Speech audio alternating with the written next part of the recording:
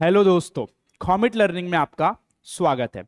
आज से हम हमारा इंपॉर्टेंट टॉपिक स्टार्ट कर रहे हैं molecular basis of inheritance chapter का, जो कि होने वाला है भैया डीएनए रेप्लिकेशन। क्या होने वाला है? डीएनए रेप्लिकेशन के ऊपर। बहुत इंपॉर्टेंट है, नया टॉपिक है, इंटरेस्टिंग है कि भाई ये किस तरीके से आखिर डीएनए का रेप्लिकेशन हो रहा है। आप लोगों ने अगर सेल साइकिल काफी अच्छे से पढ़ी होगी तो आप लोगों को पता होगा, उस पे आपने इंटरफेस पे देखा था G1S G2। क्या G1S G2? तो G1 में क्या बन रहे थे? प्रोटीन बन रहा था, लेकिन जो S फेज था उसको हमने बोला था सिंथेसिस फेज, जहां पर क्या हो रहा था? डीएनए का रेप्लिकेशन हो रहा था। जहां पर क्या हो रहा था? डीएनए का रेप्लिकेशन हो रहा था। तो आखिर ये डीएनए का रेप्लिकेशन कैसे होता है उसके बारे में आज अपन इस क्लास में देखेंगे। तो आप बने रहिए बिल्कुल मेरे साथ इस वीडियो के आखिरी तक, ताकि आपको पूरा समझ में आ जाए काफी अच्छे से। और बहुत इजी है, बस आप ध्यान से थोड़ा देखते रहिए कि किस तरीके से होता है।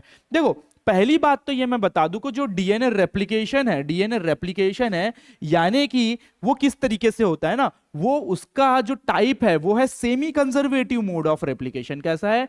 Semi conservative mode of replication. अब ये क्या होता है semi conservative mode of replication का मतलब?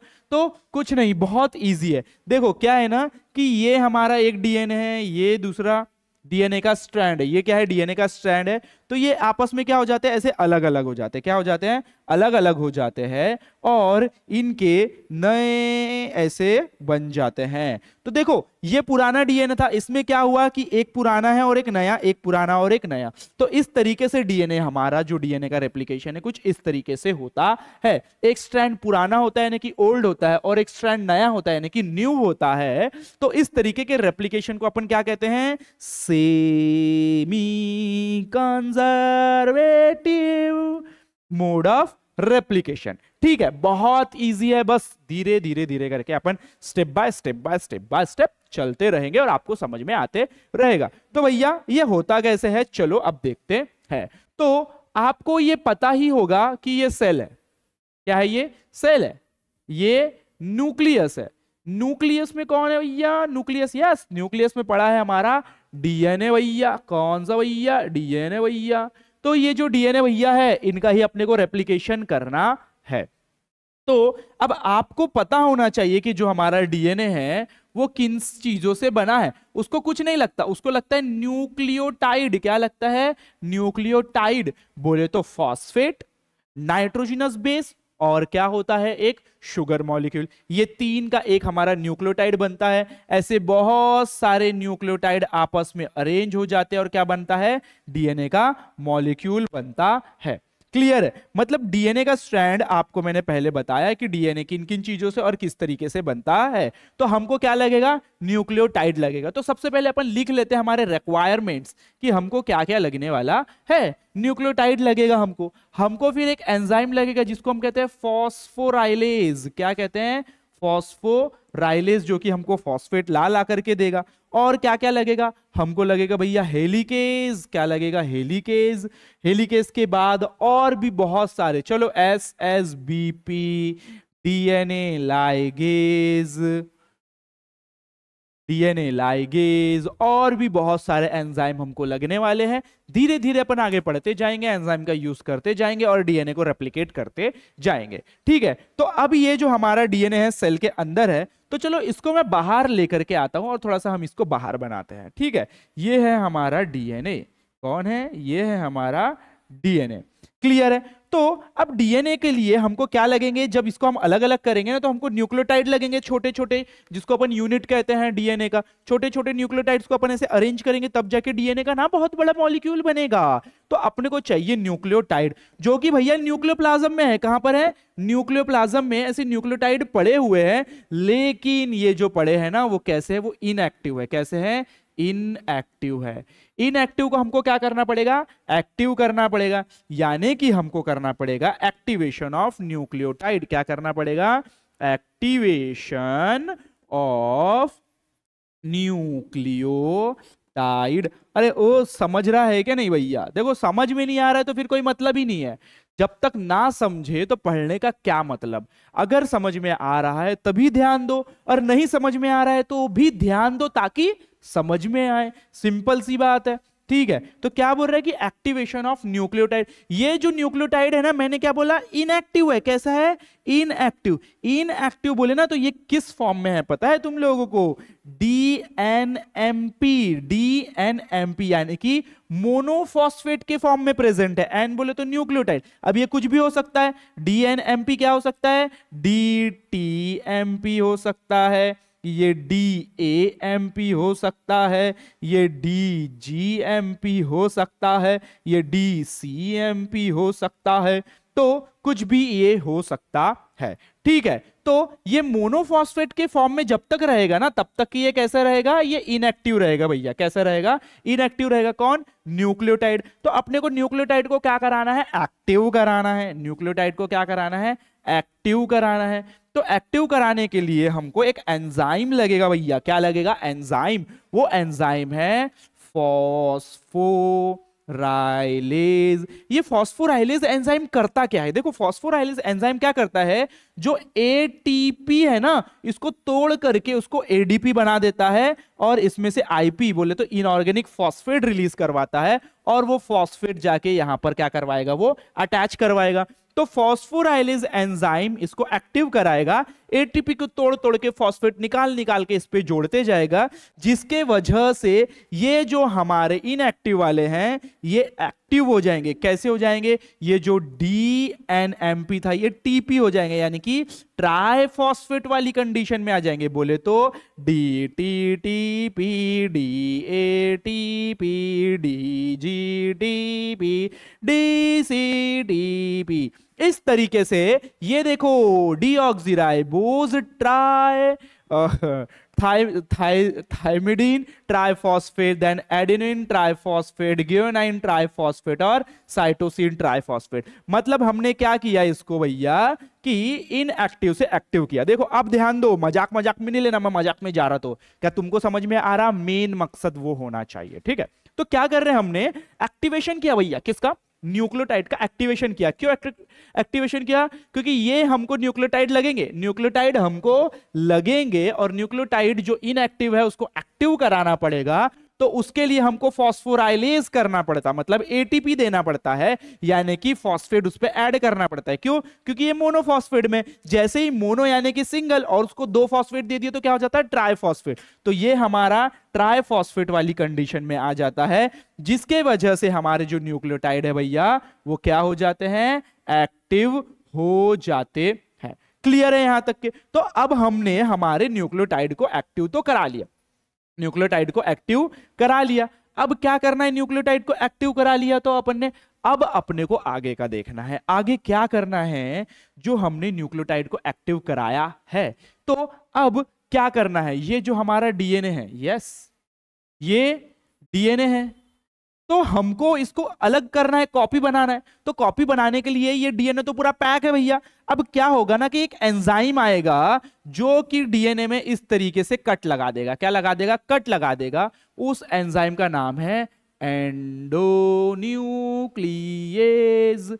क्या नाम है? एंडोन्यूक्लिएज। एंडोन्यूक्लियस क्या करता है? डीएनए को कट कर देता है, टेम्पररी कट मार देता है, जिसके वजह से अब ये डीएनए का ऐसा हो गया, ऐसा हो गया। एंडोन्यूक्लियस आया, डीएनए ने काट दिया। डीएनए क्या हो गया भैया? डीएनए के 2 टुकड़े हो गए। डीएनए के क्या हो गए? 2 टुकड़े हो गए। क्लियर है? तो ये हमको किस तरीके से दिखाई दे रहा है? ये चलो इसको उठाते हैं, अपन इसको करेंगे भैया क्लोन बनाएंगे, और ये देखो ये इस तरीके से दिख रहा है हमारा डीएनए। ये हमने यहां पर लेकर के आ गया इसको। तो क्या होता है ना कि ये यहां पर जो है ना, ये डीएनए में कुछ इस तरीके से हमको क्या दिखाई देंगे? स्ट्रैंड्स दिखाई देंगे। ये डीएनए को मैं कुछ ऐसा बनाता हूं, यस ये ऐसा। अरे क्या ही खतरनाक बना दिया हूं, थोड़ा सा इसको ऐसा।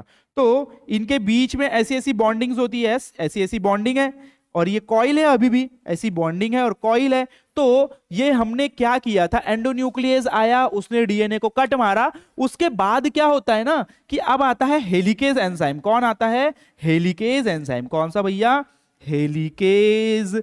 हेलिकेज क्या करता है, ये जो डीएनए है इसके जो बीच में हाइड्रोजन बॉन्ड, ये कौन से बॉन्ड है, hydrogen bond, weak hydrogen bond को ब्रेक करते जाता है। क्या करते जाता है, ब्रेक करते जाता है। धीरे धीरे ये बॉन्डिंग को तोड़ते जाएगा, तोड़ते जाएगा, तोड़ते जाएगा, तोड़ते जाएगा, और धीरे धीरे अनवाइंडिंग कराते जाएगा, है कि नहीं। इस तरीके से डीएनए है, इसको क्या करते जाएगा, बीच के बॉन्ड तोड़ते जाएगा और इसको धीरे धीरे धीरे धीरे ओपन करते जाएगा। तो जैसे जैसे ये हेलिकेज आगे चलते जाएगा तो डीएनए क्या होते जाएगा भैया, ओपन होते जाएगा। क्या होते जाएगा, डीएनए ओपन होते जाएगा।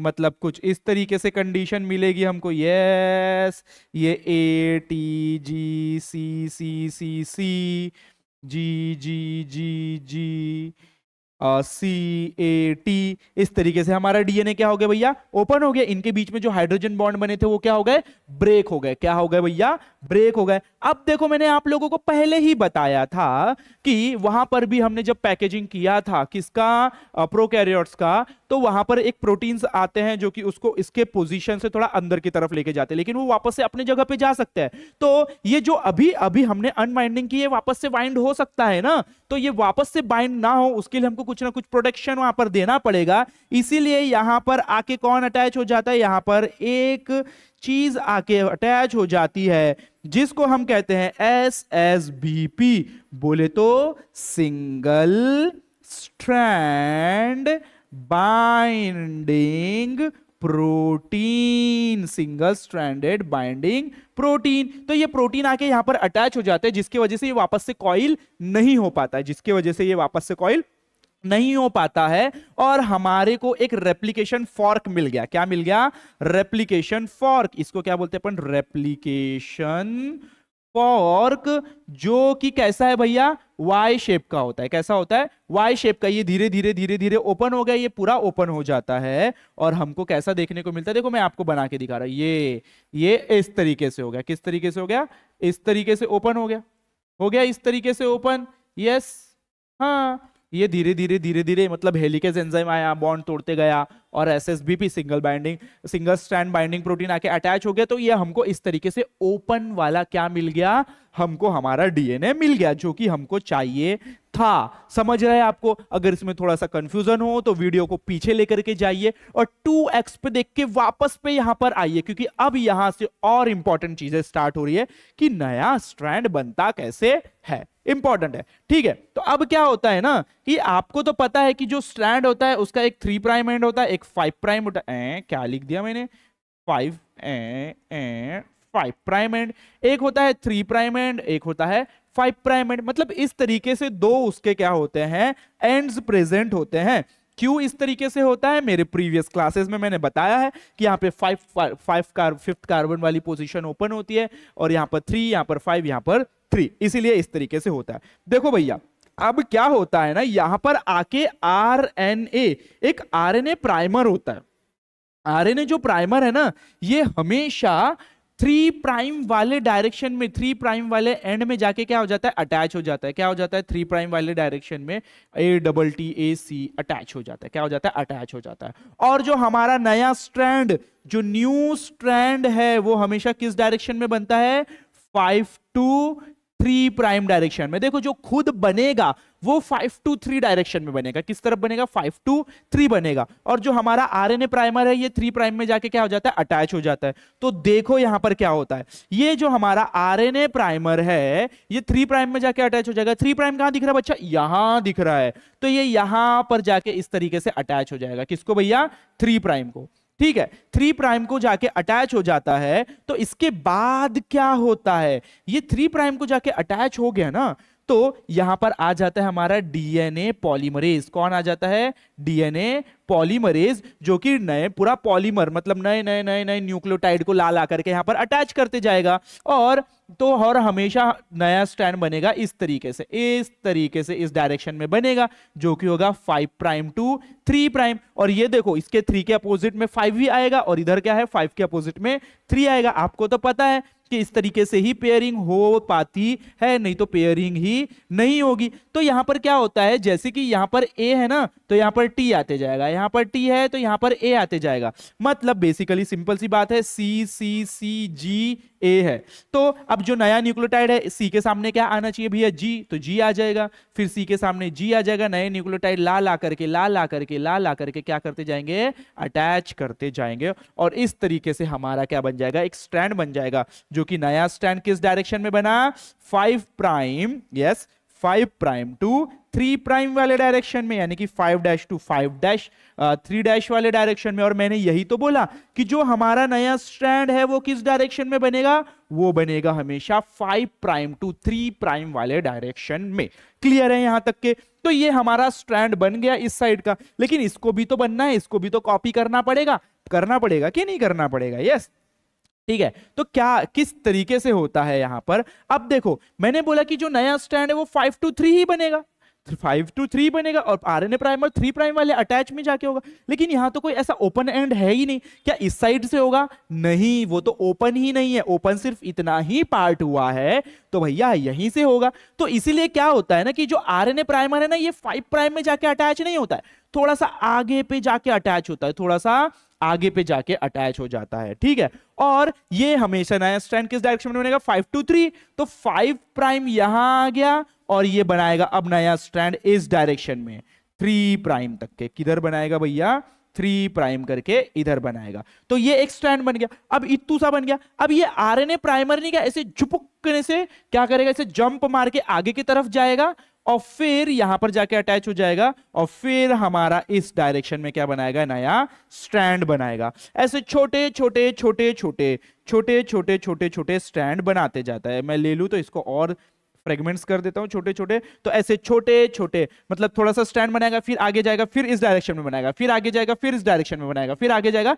फिर इस डायरेक्शन में बनाएगा। मतलब जंप कर करके आरएनए प्राइमर आगे जाता है और पीछे के डायरेक्शन में बनाता है, फिर पीछे के डायरेक्शन में बनाता है। क्यों इस तरीके से कर रहा है, क्योंकि हमेशा नया स्ट्रैंड 5 प्राइम टू 3 प्राइम ही बनेगा, 5 prime to 3 prime, 5 prime to 3 prime, 5 to 3, 5 to 3, यानी कि इधर से इधर बनेगा। लेकिन बस यहां पर गड़बड़ क्या हो जाती है कि बीच बीच में थोड़ी सी गैप रह जाती है। क्यों? क्योंकि जंप कर करके आगे जाता है। क्लियर है? यहां पर मैं कुछ वर्ड्स बताने वाला हूं आपको, जो कि आप काफी ध्यान से सुनिए, बहुत महत्वपूर्ण है। क्या बोल रहा हूं मैं यहां पर कि ये वाला स्ट्रैंड देखो कैसा है, कंटिन्यू बनाए। कैसा बनाए? कंटिन्यू। कोई गैप है क्या? नहीं। इसलिए अपन इसको क्या बोलते हैं, लीडिंग स्ट्रैंड। क्या बोलते हैं? Leading strand. यस, इसको क्या बोलते हैं? अब ये बीच बीच में गैप है, जिसकी वजह से अपन इसको बोलते हैं लैगिंग। ऐसे लैग मारता है ना, लैगिंग स्ट्रैंड। जैसे कि वो बच्चे, तुम लोग गेम खेलते होंगे तो ऐसा थोड़ा सा चला, फिर थोड़ा सा रुका, फिर चला रुका, चला रुका, चला रुका, इस तरीके से वो लैग मारता है, बोलते हैं ना। तो वैसे ही ये लैग हो के काम हो रहा है, इसलिए अपन क्या बोलते हैं, लैगिंग स्ट्रैंड। क्या बोलते हैं? Lagging strand. बच्चों अब ध्यान से सुनो, और ये जो स्ट्रैंड है ना, इसको ही देख के ये बन रहा है, इसलिए अपन इसको टेम्पलेट बोलते हैं। क्या बोलते हैं? Template strand. क्या बोलते हैं? Template strand. इसको भी अपन बोलते हैं टेम्पलेट स्ट्रैंड, टेम्पलेट स्ट्रैंड। लेकिन इस टेम्पलेट के सामने कौन सा स्ट्रैंड बना? Leading strand. तो अपन इसको, सॉरी, लैगिंग स्ट्रैंड, इसलिए अपन इसको बोल सकते हैं लैगिंग टेम्पलेट स्ट्रैंड। और यहां पर बना लीडिंग, इसलिए अपन इसको बोल सकते हैं लीडिंग टेम्पलेट स्ट्रैंड। क्लियर है यहां तक के सभी को? तो अभी देखो, ये क्या हमारा ये वाला डीएनए का पोर्शन क्या ऐसे ही रहेगा? क्या ये वाला हमारा ऐसे ही टुकड़े में रहेगा और ये कंटिन्यू रहेगा? ऐसा डीएनए होगा क्या? बिल्कुल भी नहीं। देखो अब क्या होता है ना, यहां पर आता है डीएनए लाइगेज। यस, अब एक एंजाइम आता है डीएनए लाइगेज। कौन सा भैया? डीएनए लाइगेज, जो कि क्या करता है, डीएनए लाइगेज जो बीच बीच में गैप रहते हैं ना, उसको फिल कर देता है। इसलिए अपन डीएनए लाइगेज को क्या बोलते हैं? Refilling enzyme. क्या बोलते हैं? Refilling enzyme. तो ये जो भी बीच बीच में गैप्स प्रेजेंट रहते हैं, उसको ये क्या कर देता है? फिल कर देता है। और आरएनए प्राइमर निकलता है, वहां पे भी जो गैप बचे रहते हैं वो भी गायरेज और डीएनए लाइगेज क्या कर देते हैं? उसको फिल कर देते हैं। जिसके वजह से अब हमारा क्या होता है कि ये जो डीएनए कुछ इस तरीके से था, यस, इस तरीके से, ये देखो, ये इधर अभी भी यहां पर ये है, और हमारे दो नए स्ट्रैंड बन जाते हैं यहां पे और यहां पे कुछ इस तरीके से। यस, है क्या नहीं कमाल की बात? और ये धीरे धीरे धीरे धीरे धीरे धीरे रेप्लिकेट होते जाएगा, और एक कंडीशन आएगी जहां पर क्या होता है कि एक पूरा स्ट्रैंड ऐसा हो जाएगा, एक पूरा स्ट्रैंड ऐसा, मतलब पूरे डीएनए की कॉपी हो जाएगी। और ये देखो, ये इस तरीके से डीएनए क्या हो गया हमारा, रेप्लिकेट हो गया। ठीक है, क्लियर है? यस। तो ये इस तरीके से हो जाता है। लेकिन अब मैं क्या बता रहा हूं कि मैंने यहां पर क्या बोला आपको कि ये क्या है, ऐसे फ्रेगमेंट्स में दिखते हैं हमको। कैसे दिखते हैं भैया? फ्रेगमेंट्स में दिखते हैं। तो ये जो फ्रेगमेंट्स में जो दिखते हैं ना इस तरीके से फ्रेगमेंट्स में, तो इसको अपन ओकाजाकी फ्रेगमेंट बोलते हैं। क्या बोलते हैं? Okazaki fragment. नाम अच्छा है कि नहीं? Okazaki fragments. क्या बोलते हैं? ओकाजाकी फ्रेगमेंट्स हम इसको बोलते हैं। और इसका मैचुरेशन होता है, मैचुरेशन यानी कि वही डीएनए लाइगेज आता है और उसको क्या कर देता है, प्योर मतलब पूरा उसको क्या कर देता है, फिल कर देता है। बस आपको ये याद रखना है, इसके सीक्वेंस को मतलब छोटे छोटे फ्रेगमेंट्स को क्या बोलते हैं हम? ओकाजाकी फ्रेगमेंट्स बोलते हैं। नाउ अब क्या बताया गया भैया कि मैंने यहां पर आपको बताया कि ये इस तरीके से कंडीशन हो जाएगी। मतलब अब ये क्या हो जाएगा, अब ये कुछ इस तरीके से डीएनए बन गया हमारा। यस, ये तो बहुत ही खतरनाक हो गया। इसको इधर से लेना चाहिए था मेरे को। यस, ये देखो इसमें क्या दिखाई दे रहा है, एक स्ट्रैंड ओल्ड और एक स्ट्रैंड न्यू, एक स्ट्रैंड ओल्ड और एक स्ट्रैंड न्यू। तो डीएनए क्या हो गया, रेप्लिकेट हो गया धीरे धीरे करके। ये ऐसा हुआ, ऐसा हुआ, फिर इस तरीके से क्या हो गया हमारा डीएनए प्रॉपर क्या हो गया, अलग अलग, एक में ओल्ड एक में new, old new old new. इसी रेप्लिकेशन को हमने क्या कहा था, सेमी कंजर्वेटिव टाइप ऑफ या मोड ऑफ रेप्लिकेशन, जिसमें एक स्ट्रैंड न्यू और एक स्ट्रैंड ओल्ड जाता है। क्लियर है? तो देखो हमने क्या क्या देखा भैया, कुछ नहीं, बहुत। यस, इससे ज्यादा और जूम आउट नहीं होगा। तो देख लेते हैं एक बार, जस्ट रिवाइज कर लेते हैं क्या क्या क्या क्या देखा है भाई अपन ने। यस, मैं चाहता हूं कि इसको उठा करके, नहीं कि अपन साइड में ला लेते हैं थोड़ा सा। वेट, हाँ थोड़ा सा रुको, मैं कुछ करता हूं ताकि ये हमको अच्छे से समझ में आ जाए। यस, ये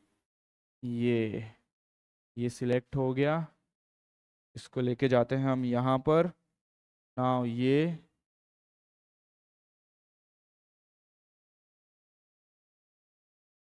चलो कोई बात नहीं, बहुत टाइम लग जाएगा ये सब करने में। तो देखो हमने क्या देखा है, क्या क्या देखा अभी तक के हम।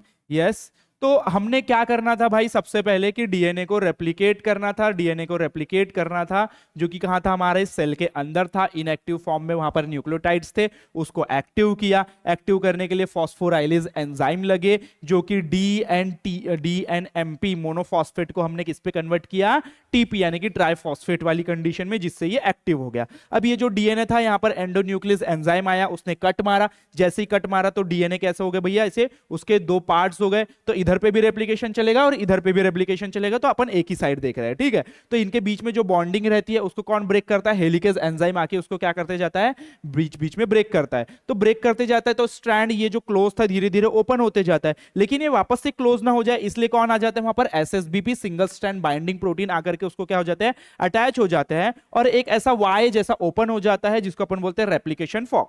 रेप्लिकेशन फॉर्क ओपन हो गया तो अब वहां पर आरएनए प्राइमर आता है। आरएनए प्राइमर हमेशा 3 प्राइम वाले एंड को जाके अटैच होता है और नया स्ट्रैंड बनाता है। किस डायरेक्शन में, 5 to 3। ये नहीं भूलना कि नया स्ट्रैंड हमेशा 5 to 3 डायरेक्शन में बनता है। तो ये यहां पे ऐसा बनाना शुरू करता है, ये वाला तो कंटिन्यू बन जाता है। लेकिन ये यहां पर तो वैसी कुछ कंडीशन नहीं होती, इसलिए ये जंप कर करके आगे जाता है, फिर बनाता है, आगे जाता है फिर बनाता है, जिसकी वजह से बीच बीच में थोड़े से गैप रह जाते हैं। दैट्स व्हाई अपन इसको बोलते हैं फ्रेगमेंट्स में देखने को मिल रहा है, जिसको हमने नाम दिया था ओकाजाकी फ्रेगमेंट। तो वहां पर आता है DNA gyrase enzyme, sorry DNA ligase enzyme, जो कि उसको रिफिल कर देता है और फिर से डीएनए को पूरा कर देता है। जिसके वजह से हमको क्या दिखाई देता है, इस तरीके से दो पूरे हमारे फॉर्म हो चुके हैं रेप्लिकेशन के, दो अलग अलग स्ट्रैंड, और इस तरीके से हमको नए 2 स्ट्रैंड देखने को मिलते हैं। क्लियर है? पट से यहां जस्ट ऊपर ऊपर से अपन थोड़ी सी थ्योरी देख लेंगे ताकि आप उनके वर्ड्स को रिलेट कर पाओ कि हमने कंसेप्ट में क्या देखा। ठीक है, तो क्या क्या बताया गया भाई हमको, डीएनए ही वो है जो कि सेल की सारी एक्टिविटी कंट्रोल करता है। ठीक है। सो ऑटो कैटेलिटिक, हेटेरो कैटेलिटिक मैं आपको ये बताना भूल गया कि हेटेरो कैटेलिटिक मतलब क्या होता है कि डीएनए अपने आप को छोड़ के दूसरे को रेप्लिकेट कर रहा है या उसका काम हो रहा है या दूसरी चीज बन रहा है, जैसे कि प्रोटीन बनाना, आरएनए बनाना जैसी चीजें। तो ये क्या है, डीएनए खुद को रेप्लिकेट कर रहा है कि नहीं, कुछ और बना रहा है, मतलब खुद को छोड़ के कुछ और बना रहा है, तो उसको बोलते हैं हम हेटेरो कैटेलिटिक फंक्शन। और डीएनए जब खुद का रेप्लिकेशन करता है उसको बोलते हैं हम ऑटो कैटेलिटिक फंक्शन। तो वही बताया, हेटेरो कैटेलिटिक में क्या भैया, synthesis of chemical molecules other than itself, खुद को छोड़ के दूसरे मॉलिक्यूल्स को बनाना है, उसको कहते हैं अपन हेटेरोकैटेलिटिक। एग्जांपल सिंथेसिस ऑफ आरएनए या फिर प्रोटीन बनाना वगैरह वगैरह। ऑटोकैटेलिटिक में क्या होता है भैया, डीएनए खुद का रेप्लिकेशन करता है। रेप्लिकेशन क्या होता है ये आपको पता है, सेमी कंजर्वेटिव टाइप का रेप्लिकेशन हम देख रहे हैं जिसमें कुछ स्टेप्स इन्वॉल्व है। एक्टिवेशन ऑफ न्यूक्लियोटाइड जो हमने किया था, second is point of origin और इनिशिएशन, जहां से रेप्लिकेशन स्टार्ट हो रहा है वो पॉइंट ऑफ इनिशिएशन है, ठीक है। Then unwinding of DNA, unwind किया था डीएनए को धीरे धीरे हेलिकेज एंजाइम की मदद से, रेप्लिकेशन फॉर्क बनता है वाई शेप का, सिंथेसिस ऑफ न्यू स्ट्रैंड, नया स्ट्रैंड बनता है, लीडिंग एंड लैगिंग स्ट्रैंड देखा, फिर formation of daughter DNA molecule, 2 daughter DNA molecule देखा। एक्टिवेशन ऑफ न्यूक्लियोटाइड में क्या देखा कि भैया ये इनएक्टिव फॉर्म में प्रेजेंट है, डीएएमपी, डीजीएमपी, डीसीएमपी, डीटीएमपी, उसको हमको एक्टिव करना है इनएक्टिव से, किस एंजाइम की मदद से, फॉस्फोराइलेज एंजाइम की मदद से। क्या हो जाता है, वो एक्टिव हो जाता है डीएटीपी यानी कि ट्राइफॉस्फेट वाली कंडीशन में आ जाता है। पॉइंट ऑफ ओरिजिन सिंपल है, कुछ नहीं, एंडोन्यूक्लिएज आता है भैया, निक मारता है यानी कि कट करता है वहां से, और जहां से रेप्लिकेशन स्टार्ट होता है उसको बोलते हैं अपन point of origin. Okay, now unwinding of DNA. अब देखो धीरे धीरे डीएनए को क्या किया जा रहा है, अनवाइंड किया जा रहा है, किसकी मदद से, हेलिकेज एंजाइम की मदद से। So helicase break weak hydrogen bond break करते जाता है और धीरे धीरे क्या करते जाता है, स्ट्रैंड को ओपन करते जाता है, और ये वापस से स्ट्रैंड अपने प्लेस पे ना आ जाए या वापस से बाइंड ना हो जाए, जिसकी वजह से एक प्रोटीन आके अटैच हो जाता है जिसको बोलते हैं SSBP, single stranded binding protein. Okay, ना तो फिर इस तरीके से रेप्लिकेशन फॉर्क रेडी हो जाता है हमारा, इसको अपन बोलते हैं रेप्लिकेशन फॉर्क, जो कि 5 to 3, 3 to 5 डायरेक्शन में होता है। अब यहां पर नया स्ट्रैंड बनता है,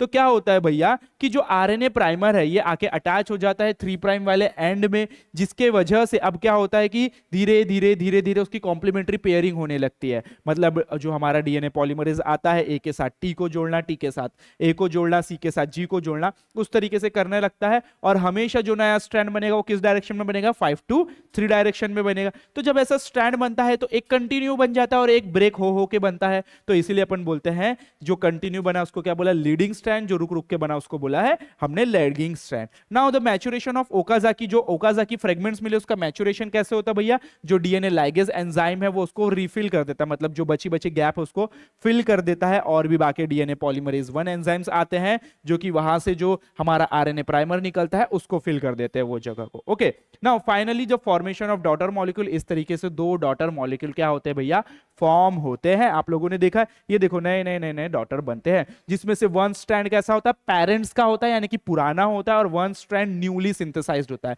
यानी कि जो हमारा डीएनए बन रहा है उसमें 50-50% है, आधा 50 पेरेंट से आया और 50 जो है वो न्यू स्ट्रैंड बना हुआ है। तो इस तरीके के रेप्लिकेशन को हमने क्या बोला है, semi conservative mode of replication या सेमी कंजर्वेटिव रेप्लिकेशन, ये आप ध्यान में रखना। So what is semi conservative replication, ये ध्यान में रखो, बोलता है कि newly form DNA molecule, 1 strand is old, जिसमें से एक ओल्ड होता है और एक न्यू स्ट्रैंड होता है। इस तरीके के रेप्लिकेशन को हम semi conservative mode of replication या सेमी कंजर्वेटिव डीएनए कहते हैं, ठीक है। ये सेमी कंजर्वेटिव मैं इतना पॉइंट आउट क्यों कर रहा हूं, क्योंकि सेमी कंजर्वेटिव बहुत इंपॉर्टेंट है, आपको इसके ऊपर पूरे एक्सपेरिमेंट परफॉर्म करना है। क्या करना है, एक्सपेरिमेंट, इन द सेंस कि बहुत सारे साइंटिस्ट आए, उन्होंने बोला कि भाई डिस्पर्सिव टाइप का है या फिर कंजर्वेटिव टाइप का है या सेमी कंजर्वेटिव टाइप का है, डीएनए का रेप्लिकेशन किस टाइप का है, इसके ऊपर हमको साबित करके दिखाना है कि डीएनए का replication semi conservative mode type का ही है। तो वो एक्सपेरिमेंटल कंफर्मेशन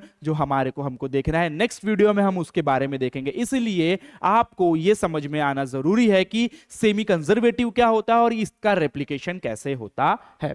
क्लियर है? तो आई होप आपको समझ में आया होगा आज हमने क्या पढ़ा। अगर बिल्कुल समझ में आता तो लाइक एंड सब्सक्राइब करना तो आपका बनता है, और ये हमारा हक भी है कि भाई जब हम पढ़ा रहे हैं और आपको समझ में आ रहा है तो प्लीज एटलीस्ट लाइक और सब्सक्राइब तो कर दीजिए। तो मिलते हैं हम हमारे न्यू वीडियो के साथ, तब तक के लिए धन्यवाद।